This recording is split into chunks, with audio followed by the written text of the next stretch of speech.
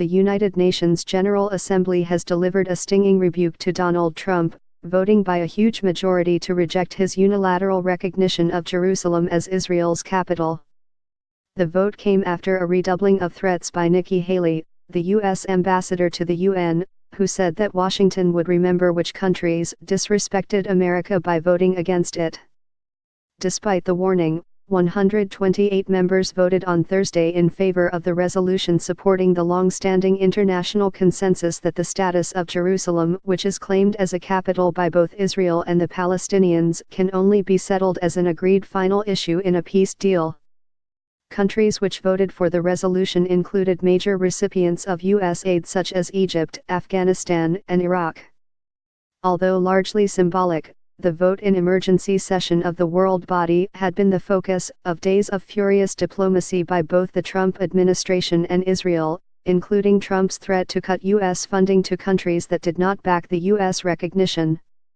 But only 9 states, including the United States and Israel, voted against the resolution. The other countries which supported Washington were Togo, Micronesia, Nauru, Palau, Marshall Islands, Guatemala, and Honduras.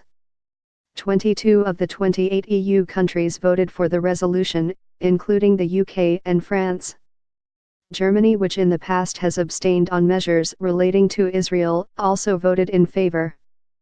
35 countries abstained, including 5 EU states, and other US allies including Australia, Canada, Colombia, and Mexico. Ambassadors from several abstaining countries, including Mexico, used their time on the podium to criticize Trump's unilateral move.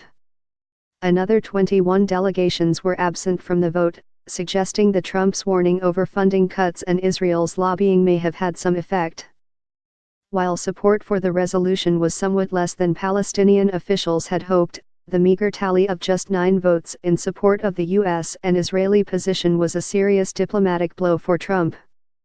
Immediately after the vote, the Palestinian president, Mahmoud Abbas, described the result as a victory for Palestine. The Palestinians' UN envoy, Riyad Mansour, described the result as a massive setback for the U.S. They made it about them, Mansour told AFP.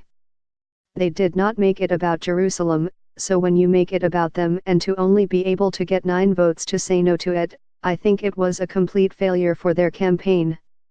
Israel's Prime Minister, Benjamin Netanyahu, rejected the UN vote out of hand. Israel thanks President Trump for his unequivocal position in favor of Jerusalem and thanks the countries that voted together with Israel, together with the truth, said a statement from Netanyahu's office. Speaking to the assembly before the vote, Haley, who earlier in the week told members that the U.S. would be taking names, returned to the offensive. Of all the issues at the heart of the enduring conflict between Israel and the Palestinians, none is as sensitive as the status of Jerusalem. The Holy City has been at the center of peacemaking efforts for decades.